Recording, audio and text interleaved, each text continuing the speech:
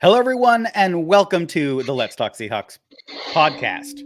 I'm your host, Robert Smith, along with my co host, Adam Stellman, who is back from a whirlwind week of lots of driving, and yet he has many, many miles of driving yet to go. So, thank you, Adam, for being here and being able to talk about the Seahawks.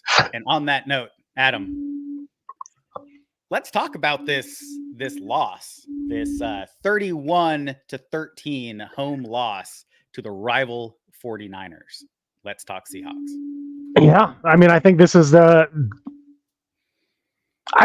worst loss of the season, and I know that kind of seems funny because it's certainly not margin of victory our worst loss this season, but you go back and just look at how the team reacted during the game, how the coaching staff made adjustments during the game or didn't, and I think this is the worst team we've seen play a full game. We've had worse halves. I think we could say that the second half against the Rams both times was pretty abysmal. But this is the worst game that the Seahawks have played this season.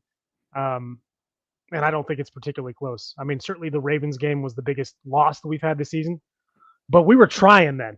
I mean, it definitely looked like we were trying. We also kept our composure. Neither of those things can be said for the full 60 minutes of this game. We definitely did not keep our composure. I know we're going to talk about penalties later. We had plenty this game, mostly just dumb ones. Yeah, I mean, it's there in the description. For those of you that are watching on YouTube, we talked. It says right there that I think this is we feel this is the worst offensive output we've had. Yes, I think we scored technically more points than we did in the Ravens game, but unlike the Ravens game, we saw one red zone trip and we scored 3 points. Now the Ravens game, we only scored 3 points. Yes, there were 10 more points that this team scored. But I'm not counting either of those because one was a defensive score and the second one we literally moved backwards after a giant kickoff return and had to settle for a field goal. So this team saw one red zone trip that ended in a field goal. The Ravens game, I think we had 4 red zone trips, and although we only got one field goal out of those 4 red zone trips, we went for it on fourth down 3 times in the red zone. I think once we got a turnover, but either way, we were at least in the red zone. We got to at least sniff it. Not so much this game. No, not at all.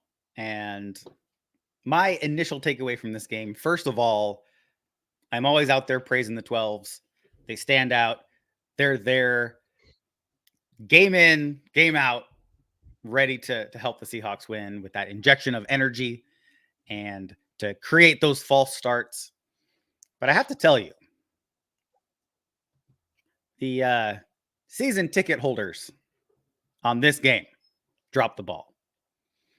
If you look at some of the wide angle shots of the stadium, it was a sea of red. Niners fans galore.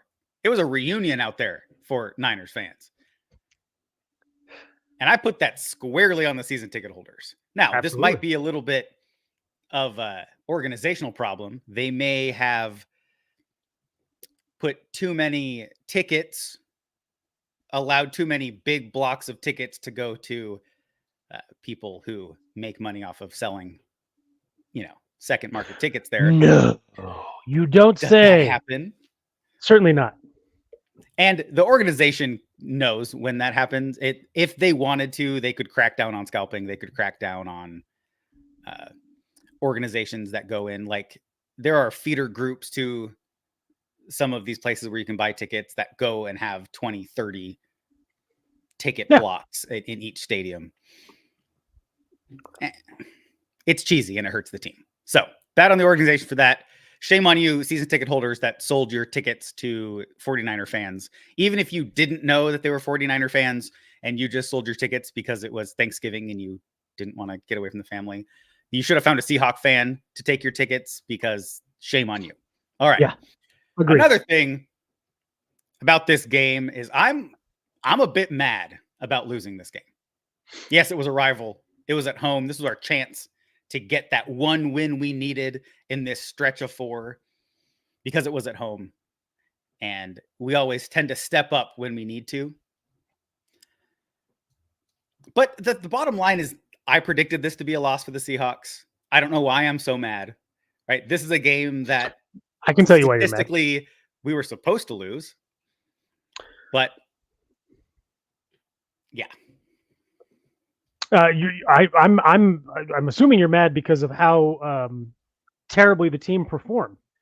Because we've had this conversation a couple of times this season about where I don't expect us to win every game. Would I love us to win every game? Sure. I don't expect it. And there are certain games where you look at on the schedule and say, it's probably a loss. That's ostensibly a better team. Ostensibly. Anyway, that's apparently my buzzword.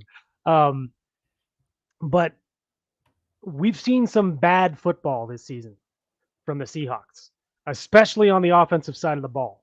And I think this game was the worst one we've seen. Our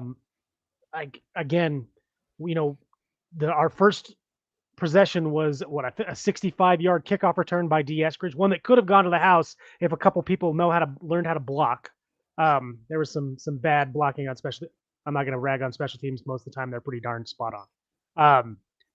In any case, we got set up out at the 37-yard line, I think, and we managed to get to the 36, and then we had to settle for a field goal.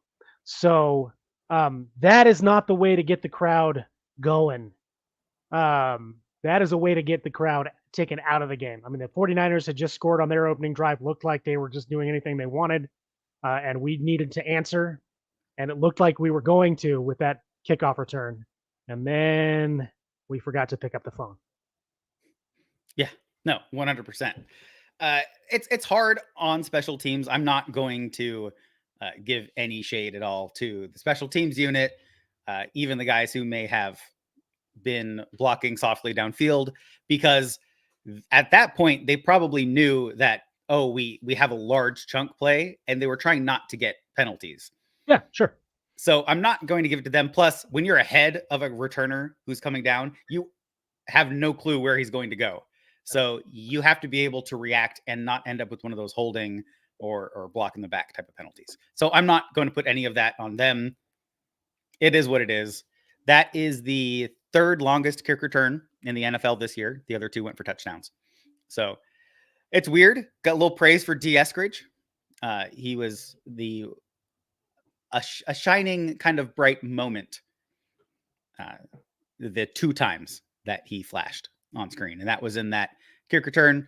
And then he had one run from a wide receiver position that went for 10 yards. So there you go, Dee Eskridge. I have lambasted you for the entirety of the season, but here's a little bit of praise your way. Good job. Attaboy.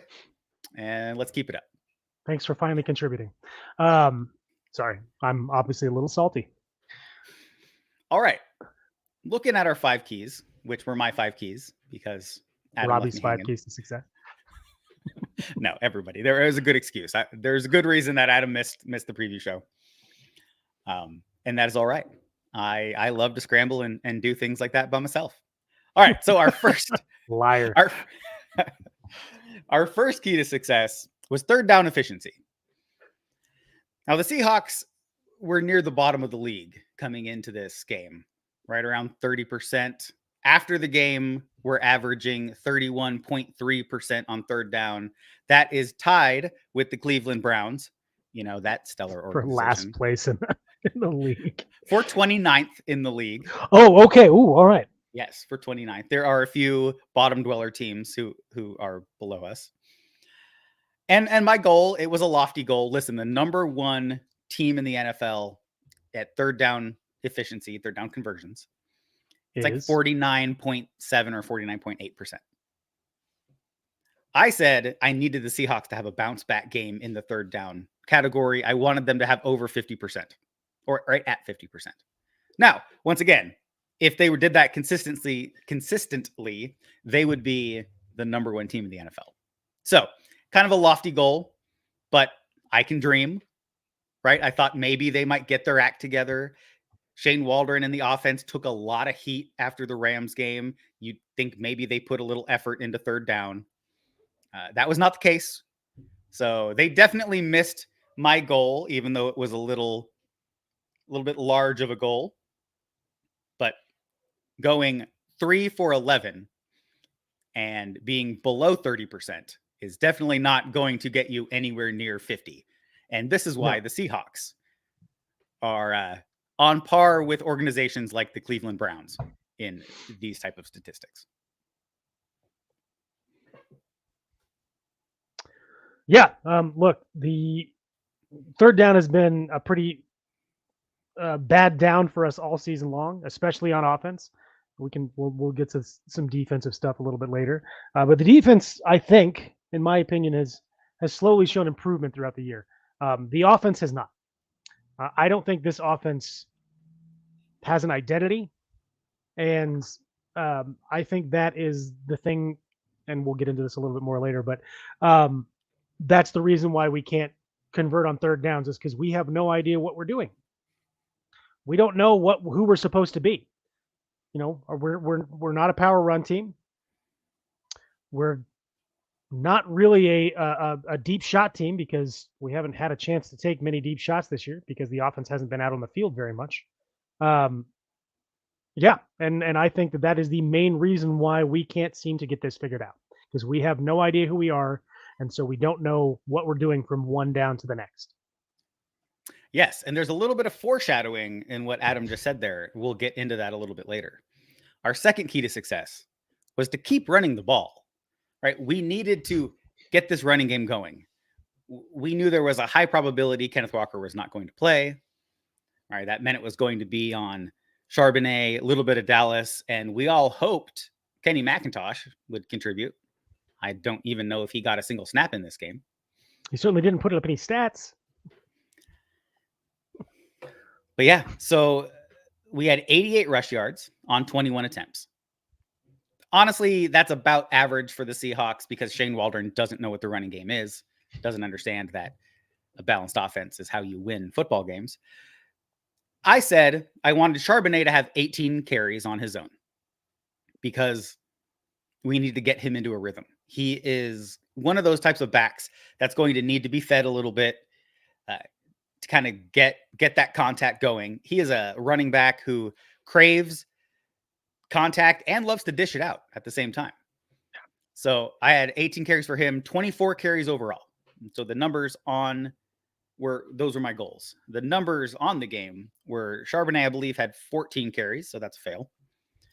He averaged 3 yards per carry, so we weren't giving him a lot of help up front. It also doesn't help when you run in short yardage situations against a stacked box out of shotgun formation. Shotgun. Yeah. But that's only fundamental football that Pee Wee and high school coaches know. So I can't expect Shane Waldron to understand what a youth. We don't know if he's ever coached high school or Pee Wee football. So it's that must be it. Really unfair of us to try to expect him to know these fundamentals.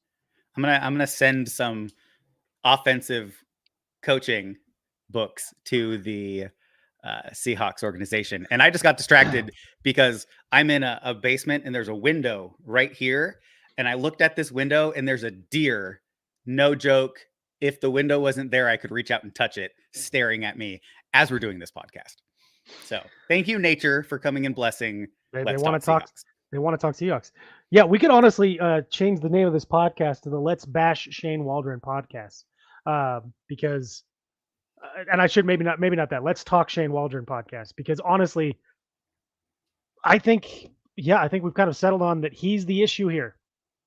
I don't get me wrong. There are times when I look at the Seahawks play designs, I'm like, wow, this is cool, because we'll see multiple backs in the backfield, sometimes 2, sometimes 3. Sometimes we'll see multiple tight ends in the backfield with the quarterback and a running back. And there are some definite plays that you can do out of this that are going to be big gains. We've seen it this season. Not a lot, but we've seen it this season. There was one, I believe, the 65-yard touchdown or house call that Kenneth Walker, I'm so bad with names, had just a few weeks ago, was out of one of those sets where we had multiple tight ends in the backfield. These plays can work. The only problem is we only seem to call them at the beginning of a game and then forget that they exist for the rest of the game. You mentioned we had Zach Charbonnet had 14 runs. I'm willing to bet that 10 of those were in the first half.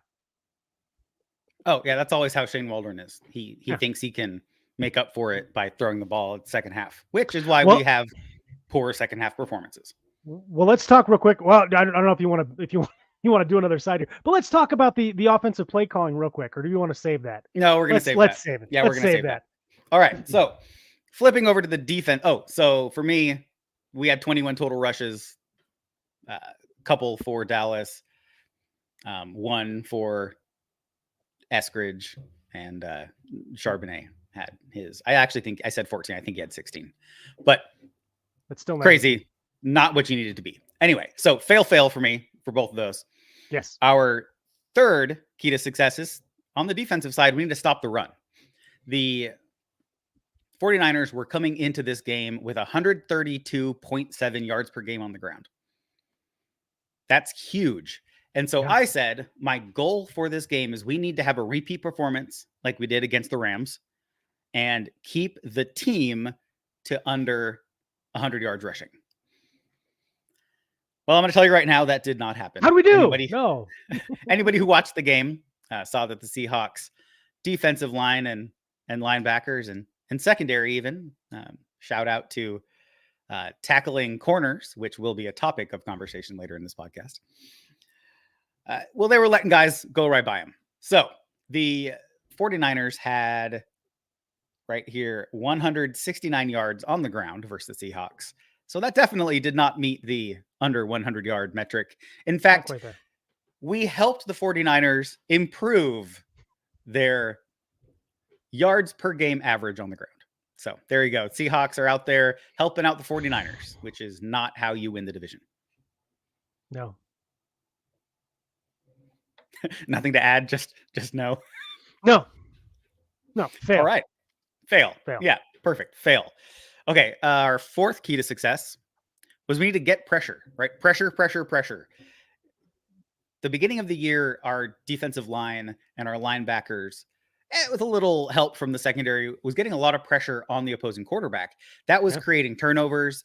It was causing long yardage situations. All of these things helped the team and helped the defense get off the field. So going into this game, Brock Purdy had a PFF grade of 54 against or when pressured. And he had a grade of 91.4 when he was unpressured. So to me, like, you got to find a way to get pressure. You have to find a way to get pressure with your defensive front because they have a lot of weapons on the 49ers. I put this metric, my goal for this game was 20 pressures, right? It's not a huge number. It's not like the 37 that we put up against the Panthers, nothing like that, right? But we needed to be able to be effective and be effective on a semi-regular basis. So 20 total pressures. And I'll tell you, the team actually achieved that. So check mark for the defense. They went ahead and passed that metric. They had 21 pressures. My only negative with this is that only one of those pressures were a sack. And it was called a sack because as Brock Purdy scrambled away from pressure, they tackled him with a 1 yard loss. So it technically counted as a sack. So the pressure wasn't that generating negative yards. It wasn't keeping the 49ers reeling and kind of moving backwards. And so that side of it, not that great of a job, but at least they hit that metric of 20 pressures, and we need to keep that up as we go forward in the season. Yeah, look, considering, and we'll talk a little bit more about the defense later on the podcast, but considering what the defense has had to do this year, yeah, I mean, I think they were able to get after the quarterback. No, it didn't turn into sacks and it didn't turn into turnovers, but they're still getting pressure. I think that's important.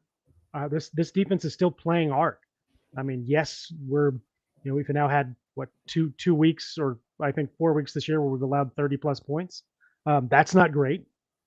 But we've also had plenty of games this year where the defense has allowed less than 20.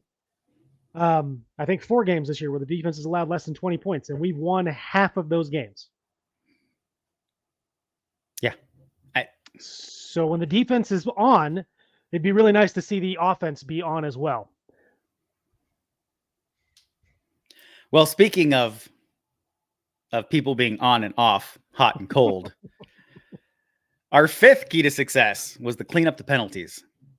And yes, we did a better job of this. Definitely not the 130 yards in penalty yardage that we gifted to the Rams.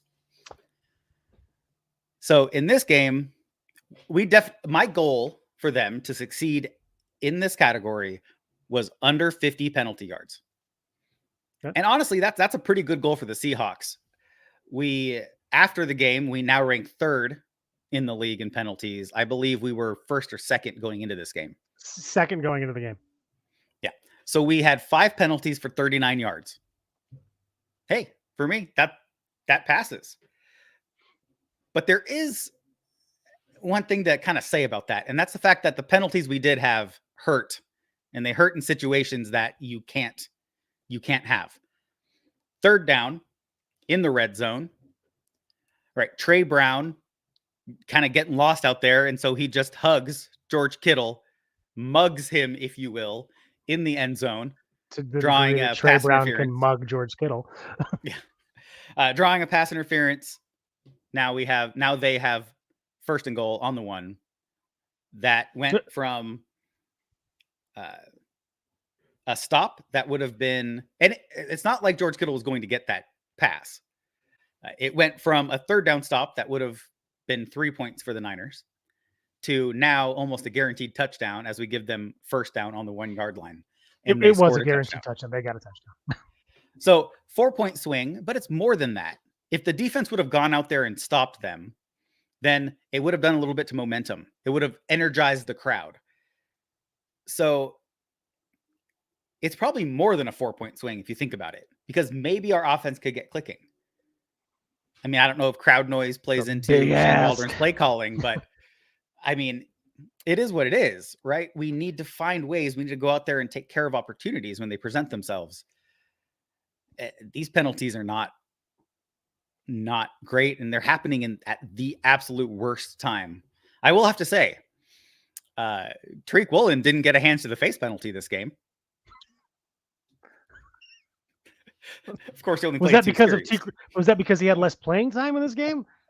If he had been out there for the full game, would he have gotten another hands to the face penalty? We'll never know. Yeah, look, you already said it, right? I mean, yes, we had fewer penalties this game. The problem is we take really dumb penalties in really crucial moments. That's been a thing, and we see that trend has continued this game. I'm going to give them a incomplete on this. An incomplete. Okay.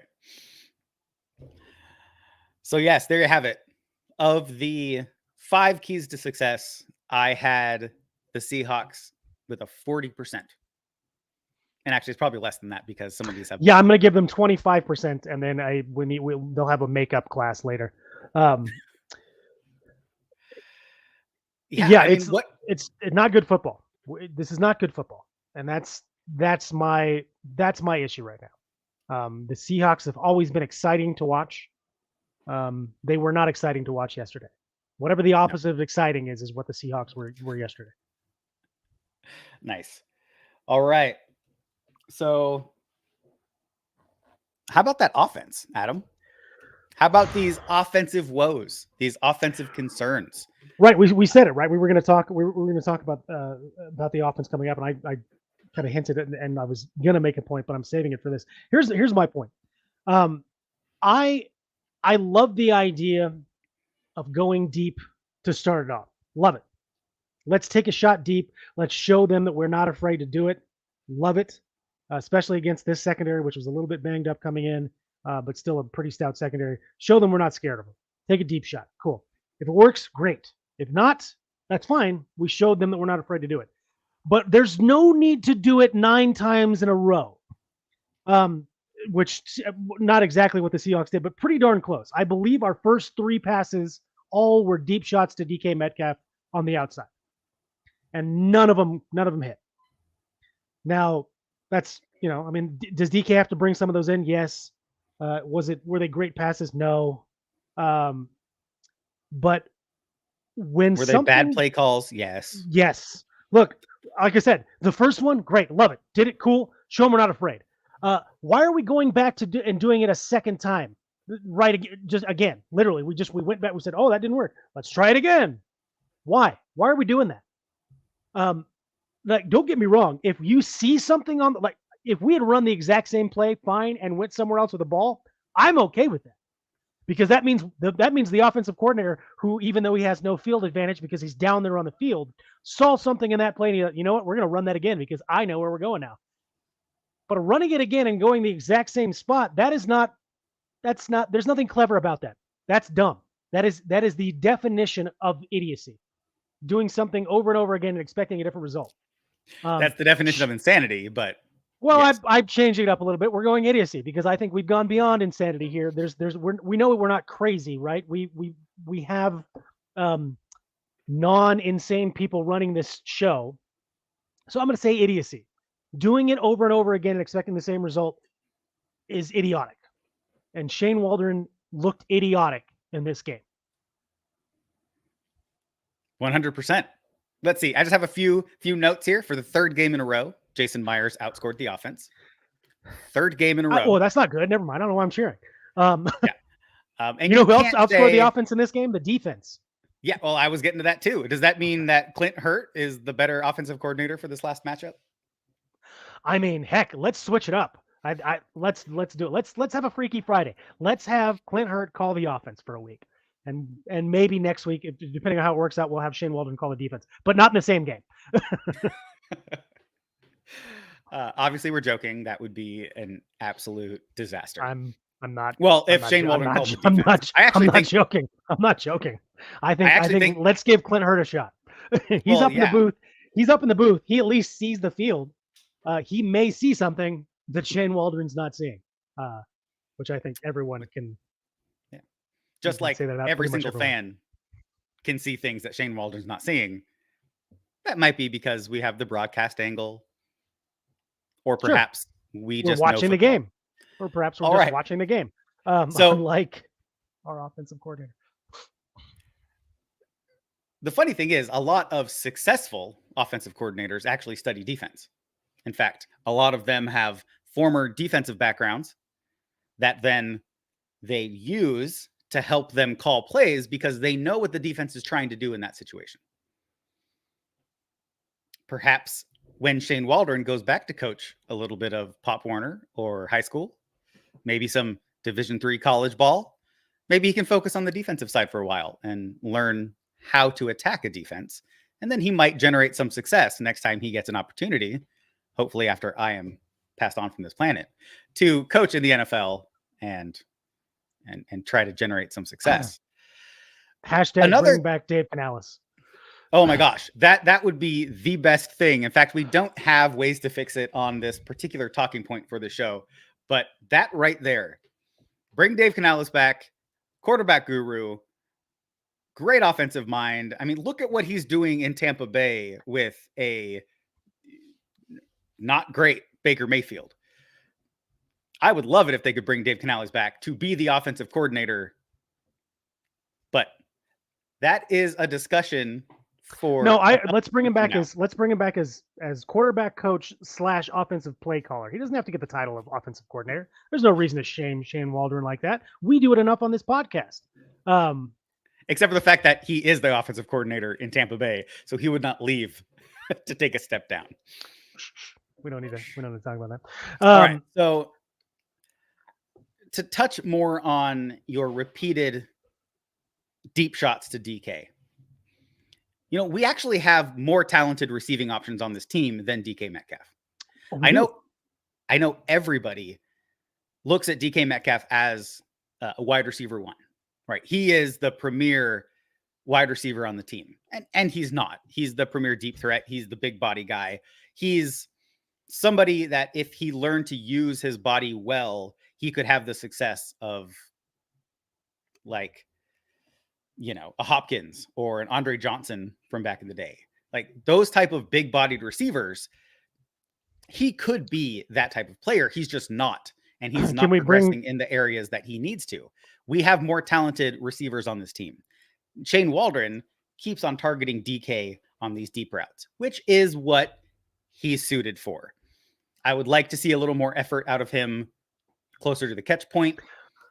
These are things that I've noticed that are kind of weaknesses in his game, but Shane Waldron's got to stop doing that, especially when you only get 3 plays on offense because of Waldron's affinity for watching Michael Dixon punt. Look, we all have an affinity for watching Michael Dixon punt. The man is a Mozart out there. He's beautiful. It's a beautiful ball every time he kicks it. Yeah. Look, can we possibly get Big Mike Williams in to show DK how to use his big body? That'd be great.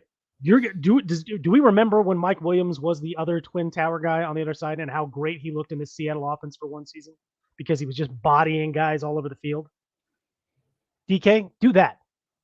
Forget about no more 9 routes. Just move guys out of the way and catch the ball. Be Mike Williams. But look, yes, the thing about those deep shots to DK, and I don't mind seeing them because it's really beautiful when it works. You gotta earn those. It's not just that should not be the offense. This is not Madden. It's not wide 9 every single play. If you want to take deep shots to DK, great. Let's first make sure that one of those safeties is cheating up to stop the run or stop Jackson Smith-Njigba or Tyler Lockett, or maybe the tight ends. We do have a pretty good tight end core, we thought the tight end core was underutilized last season. Oh my God. We have the most complete tight end room in the NFL. And we decide not to use it for some reason. Look, I would love to see a game, because we have seen this game already once this season. And we won that game, by the way, where the first couple of drives, we don't target the same person at all. First 3 drives, the ball goes to somebody different every single time, because then the defense doesn't know where the ball's going and they have to guess. But if you throw it to the same guy 3 times in a row, it's just like in baseball. If you get, if it's an 0-3 count, you don't swing because chances are it's going to be a ball. Well, if you've thrown it to DK deep down the sideline 3 times in a row, we're going to guess that that's what you're going to do again. So we're just going to sit on that until you do something different. So Shane Waldron needs to remember, yes, there are other offensive weapons on this team, and DK's game is not possession. He's not the number 1 receiver. He should not be getting more targets than the rest of the team combined ever. He's not Julio Jones. He's not prime Julio Jones. Could he be? Yeah, I think he's got all the physical tools to be prime Julio Jones, but he's not. So it'd be really nice if Shane Waldron would remember that we have a stacked, absolutely stacked. This is the most stacked positional group, offensive positional groups we've ever had. Ever. We have never had 3 deep wide receiver room. We have never had a 2 deep, possibly 3, because we need to see what's going on with the rest of our running back room, but or 3 tight ends, or possibly 3 running backs. This is such a deep core on offense, and the fact that we don't utilize that core is absolutely mind-boggling. It's absolutely mind-boggling. I don't care about stats. Yes, I play fantasy football, but when I'm watching and yes, some of them are on my team, but I don't care about stats. I'm not sitting there hoping that DK gets the ball. I don't care. Just get somebody the ball, get a first down, get a touchdown, go back and do it again. Use the weapons, man. Just use the weapons. We have so many. Yeah. So here's a question for you. I'll follow this up with a little bit of what I have to say, and then you can give your response. I don't like calling for somebody's job. I'm not a mid-season firing kind of guy. In fact, I have said on this podcast that is an indicator of a poorly run franchise. But is it time for Waldron to update his resume? It's not just the play calling to me, which has been absolutely horrible. He has a few decently designed plays. He definitely has an understanding of offense, not necessarily the offense the Seahawks run. But yeah, I mean, let's look at the other things that are going on. The right side of our offensive line looks horrible. Now, is Abe Lucas coming back? Is that going to be the answer to that? I mean, we've kind of been relying on Stone Forsythe, who has been on a downward trend, and a 42-year-old Jason Peters. But is Lucas what's going to solidify that side? I know Phil Haynes is not the answer at right guard because he's looked absolutely horrible these last couple of weeks. Is Bradford? Is the real answer sliding Evan Brown from center over to right guard and having Oluwatimi come in at center in order to solidify that interior? That's probably what I would try, but the Seahawks have not actually gone out and looked at ways to adjust mid-season in ways that can help this team. You know what's really great about the position groups that we have on this team is that we have some guys that are just as good at blocking as offensive linemen. We have one guy in particular that actually I believe is higher graded than any of our offensive linemen when it comes to pass block or run blocking, or maybe even pass blocking. We have guys that we can use to help out that offensive line. Why are we not doing that? Yes, Stone Forsythe is struggling. You know what might help him? Get him somebody else to help him solidify that outside tackle edge spot. Edge. Yeah. Thank you. Put Will Dissly over there. Or if you don't want to put Will Dissly over, put Colby Parkinson over there. Or if you don't want to put Colby Parkinson over, put Jake Bobo over there. Put somebody over there. Put someone over there to help him out. I don't care who it is, but put somebody. I mean, maybe not Tyler Lockett or Jackson Smith-Jigba. That's not earlier in the game. Hopefully, we're going to put somebody that actually can block. Heck, put DK Metcalf in line. I don't care. He can do. He's a big dude. He can definitely block. When he wants to. Right, when he wants to.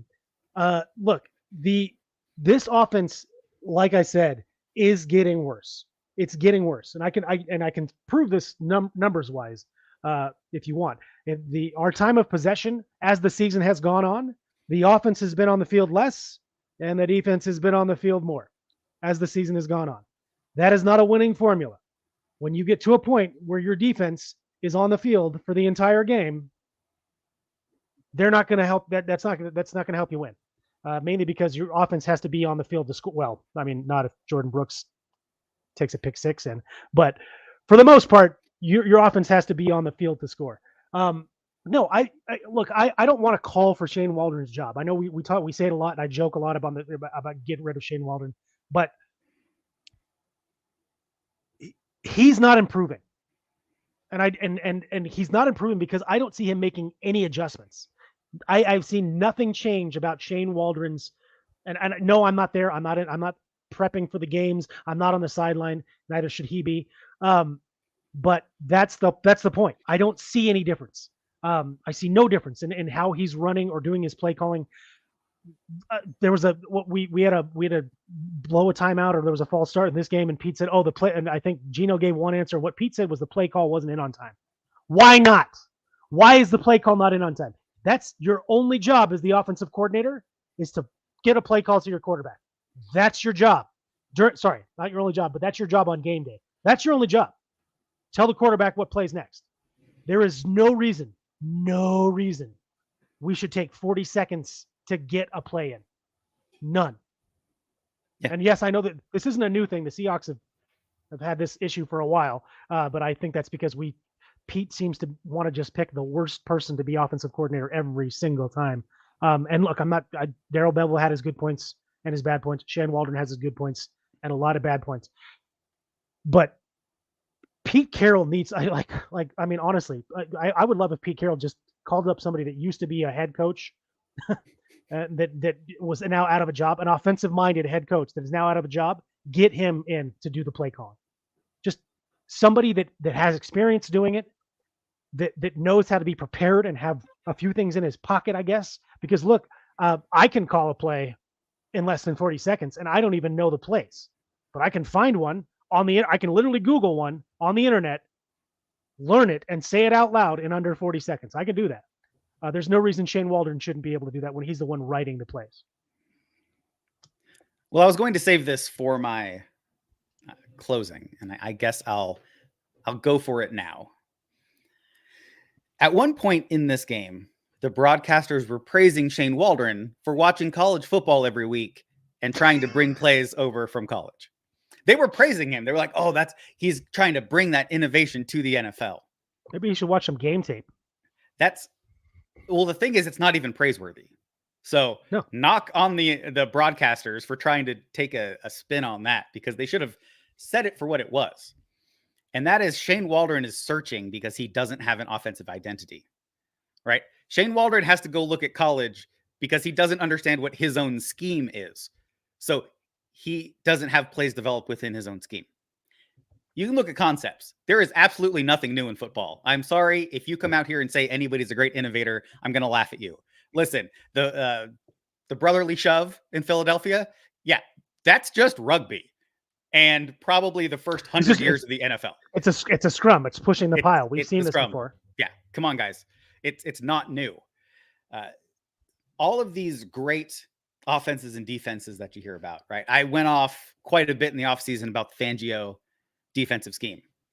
It's just a rehash of things that Dick LeBeau was doing, things that names are eluding me right now, but we have seen this many times before. These are defenses that were around in the late 80s, early 90s that just kind of got put on the shelf for a decade or two, and now they're coming back out again. It's not it's a cycle. You're not a cycle. And the thing is, you have to get ahead of that cycle. Pete Carroll is a defensive-minded coach. He has a defensive background. Yes, he's been a head coach long enough to understand offensive football and be able to put his 2 cents in. But Pete Carroll's not out there dictating to Shane Waldron what he's going to call. He's not out there saying, I want to make sure that we run a bunch of empty sets and get all these wide receivers on the field. And hey, why don't you go ahead and only run the ball 30% of the time, Shane, because that's what we need to do. I guarantee you, Pete Carroll has never told Shane Waldron to run the ball 30% of the time. No, as a matter of fact, during press conferences, Pete Carroll continues to say, we are a running team. That is our identity. Well, if that's true, Pete, then we need to start running the ball. 100%. Well, I brought up Pete Carroll. Oh, go ahead. Sorry, go ahead. And there's a lot of people out there who are like, what are you going to do to fix the Seahawks? What do we need to do? Seahawks Twitter blows up. All these other things. You go look at all these social media type of outlets. And everybody's like, oh, we need to fire Pete. We need to get rid of everybody. Get rid of Geno. Geno Smith definitely performed better last year. And maybe that was the Dave Canales influence. But it's not Geno Smith. People calling for Clint Hurt just haven't looked at time of possession numbers. Oh, we will in just a sec, guys. We will. But there are people out there calling for Pete Carroll's job. And I can't agree with them. But let me pose this question to you, Adam. Is it a culture issue? Is it a team culture issue? Does that make it Pete Carroll's problem? Does he trust his offensive coaching staff too much because he's that defensive-minded coach? And two different questions. That feels like two different questions. Well, what do you think? Do I think it's a culture problem? No, I don't think it's a culture problem, because you just listen. The indicator of a culture problem to me is are the players saying something different than the coaches? Are they calling out their coaches? Do they sound like they don't want to be there? That's not the case with any of these guys. Go watch the press conferences. These guys hate losing. Hate it. That's not who they are. That's not who they want to be. That's not who they think this team is. Every time they're asked, what's it like in Seattle, especially when a new guy comes over, I love it here. It's amazing here. Such an amazing atmosphere. Such an amazing culture. No. Pete Carroll, I hope even when Pete Carroll retires from coaching that he doesn't leave the building. I hope he's in there in some capacity, because the culture starts with Pete Carroll. What I need Pete Carroll to stop doing is trusting new offensive coordinators or coordinators in general with I know he wants to give these guys room to grow. He said it's like a teaching hospital, right? He wants people to. That's why Dave Canales was allowed to move on and go from being a quarterback's coach to an offensive coordinator. He wants people to continue careers to continue to go up and up and up. He needs to get back to doing a little more mentoring, I think. I think that he needs. I mean, I think he's done enough with Clint. I don't, and we'll get to that in a sec. The defense is not the problem. Not the problem. He needs to be in the room with Shane Waldron.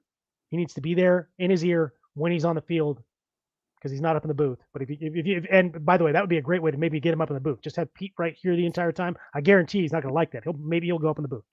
But Pete, he just needs to be there. What are we doing here? Okay, great. Let's get it in. Like, and if he doesn't have an answer when Pete says, "Hey, what are we doing here?"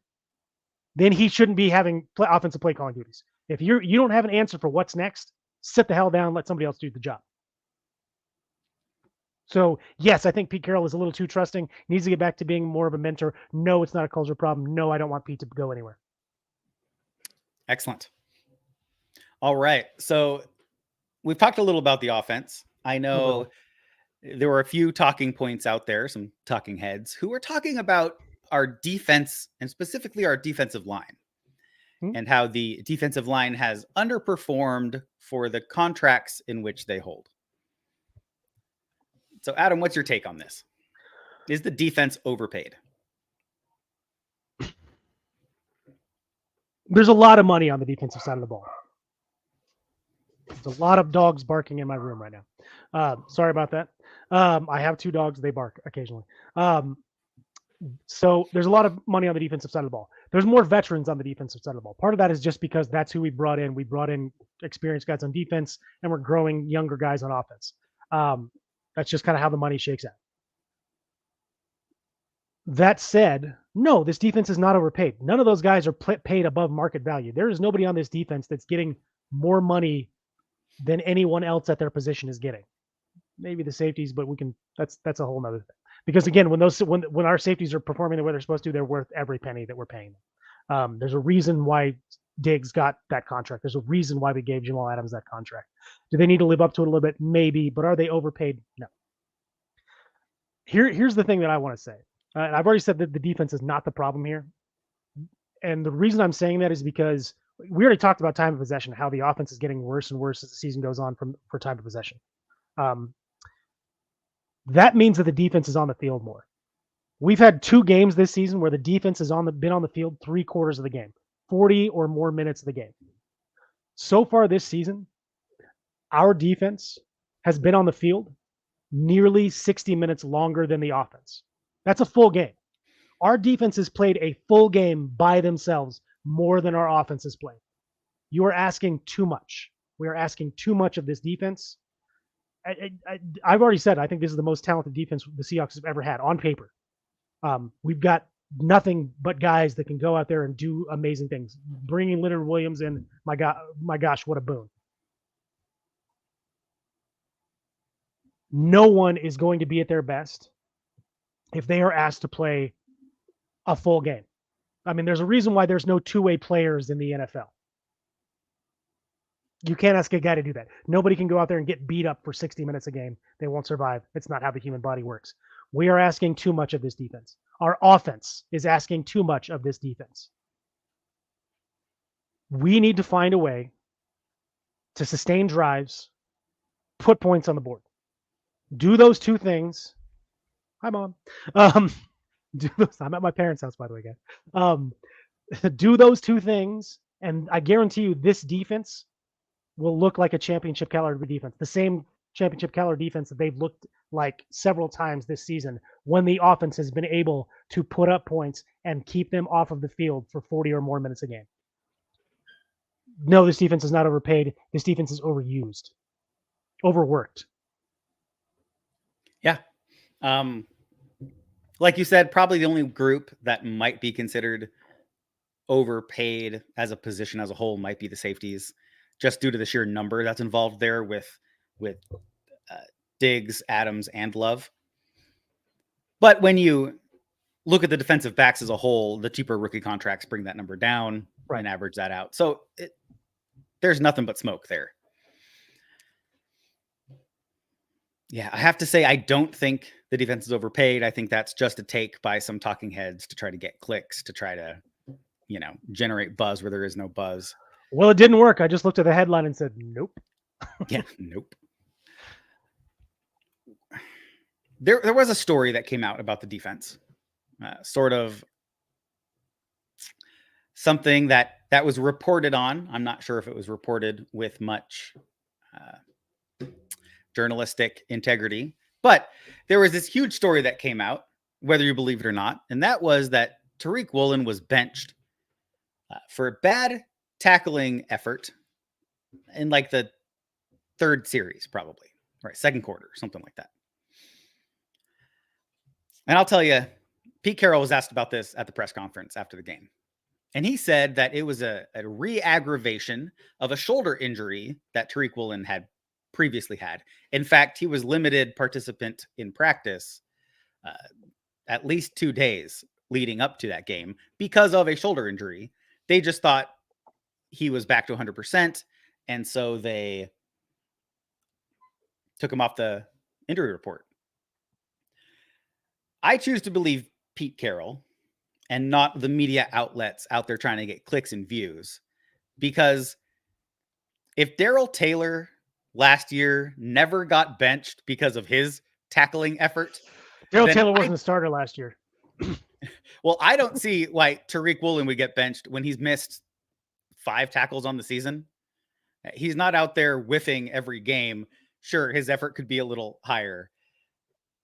And I want it to be higher. I want everybody on defense out there flying around making tackles. I don't think he got benched. That's my take. I don't know what your take is. I'll say this. I think it's a little column A, little column B. I think that, yes, his shoulder injury was re-aggravated, and I think it was re-aggravated because of poor tackling technique. That's my take. Because you watch him, and he is putting his head on the outside of his shoulder going into the tackle. He's like reaching with his arm and putting his head over here. You're going to hurt yourself, man.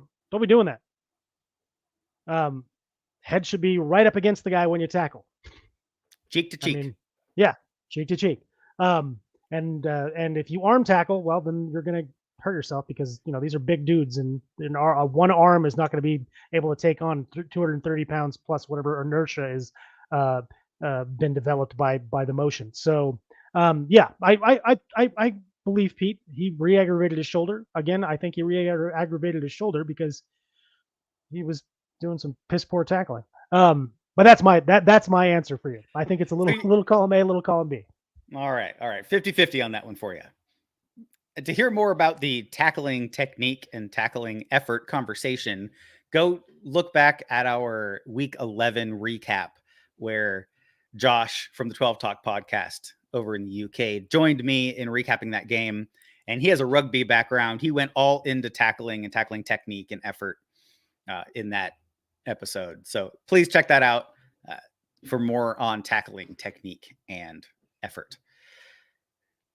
Adam, what are your final thoughts when you look back at this rivalry game against the 49ers at home in Seattle? What rivalry game? It's not a rivalry anymore, guys. It's not. The 49ers have beaten us, I think, swept us 3 seasons in a row. I'm counting this year because I expect us to get swept this year. Sorry, that's just how I feel. It's not a rivalry, if that's the case. It hasn't really been a rivalry since the Jim Harbaugh days when we were going back and forth. There was a little bit there where we had their number. Now they've got ours. It's not a rivalry anymore. This is not a rivalry. Is something where the outcome is not foretold or foreseen.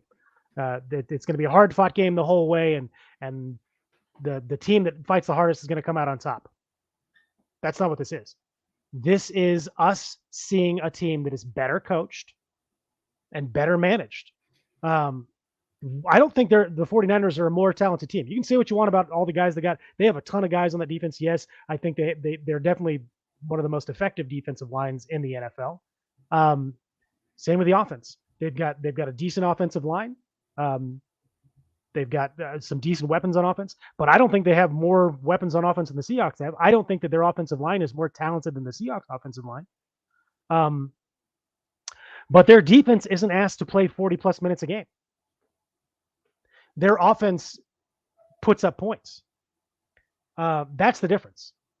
This isn't a rivalry anymore. It's not going to be a rivalry until the Seahawks figure out who they are. Can't have a rivalry with someone that doesn't exist. Right now, the Seahawks don't exist. Who are the Seahawks? We don't know. We don't. 12 games into the season. Sorry, 11 games. 12 weeks into the season. I have no idea who the Seahawks team is. I don't think they do. Certainly Shane Waldron has no idea who he is.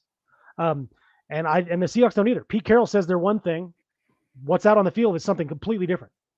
So until they figure out who they are, there can't be a rivalry. Yeah. I'll tell you who Shane Waldron is. A poor offensive coordinator. That's who he is. All right. Enough of the Waldron hate. I already kind of went over what I was going to say in my closing thoughts. So I'll leave you with this. This was a game we were supposed to lose. That's it. Going into the season, everybody looked at the schedule and thought, hey, we have a better chance at beating the Niners at home, but the Niners are a pretty tough team. And then when they added Chase Young to their defensive line, it just made them that much harder. So this was a game we were supposed to lose. But that doesn't mean that our season is over. It means our chance at the division is over. I mean, we'd have to beat the Niners again and the Cardinals, and then the 49ers are going to have to lose every other divisional game that they have, which isn't going to happen. I mean, Brock Purdy's got some stretches where he hasn't played really well. It's possible. So anything's possible in the NFL. There you go.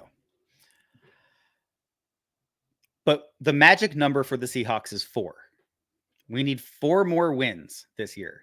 Now, this is assuming we win the final 3 games, because the Tennessee Titans, the Pittsburgh Steelers, and the Arizona Cardinals should all be looking at draft pick position and not necessarily playoff position, though I know that the Titans have somewhat an outside shot in their division. So this is granted that we win all 3 of those games. We only need to win 1 of the next 3 games to have a 98% chance to make the playoffs as the 6th seed. And honestly, this game coming up against the Cowboys is probably the best chance at that win. So, of course, it's so hard saying that. It's in Jerry Texas. World. Yeah, highest scoring offense in the league right now. We've seen some missteps from the Eagles as well. They almost lost to the Commanders here this past weekend. There are opportunities, right? The 49ers had that bad stretch of games midseason. Every team can have missteps. So if you look at this and you say, well, okay, if we lose the next 3 games and we only win those final 3, we have a 14% chance to make the playoffs. We might as well just lose all the games and hope to get a top 10 pick. I'm not there top yet. 10 pick anyway, guys. So fair. I'm not there yet. Yeah. We still have a chance. We have a really good chance to make the playoffs. We just need to win 1 of the next 3 games. So keep the positivity up. Keep trying out there. Keep supporting the team. And we'll see what happens. It's up to the coaching staff and the organization. Stop selling your tickets to opposing fans. Oh, yeah, 100%. Season ticket holders, shame on you. Stop selling your tickets. It's up to Pete Carroll and the coaching staff to get this right. Let's see what he does. Thank you for listening to Let's Talk Seahawks, the podcast for fans like you. As some of you have noticed, I was not sipping a beverage out of a nice little cup today, but it was this nice Coke Zero. So shout out to Coca-Cola. They are not a sponsor, though we would gladly take their money if they'd like to be a sponsor. Absolutely. And I just drink it because I like the taste. And contrary to what this double chin tells you, not a big fan of sugar. So there we go. Anyway, thank you for listening to Let's Talk Seahawks. I digress. This has been the Week 12 game recap episode. Please like and subscribe. Follow us on whatever platform you're listening to for audio podcasts. We appreciate all of our fans. Thank you. And go Hawks. Go Hawks.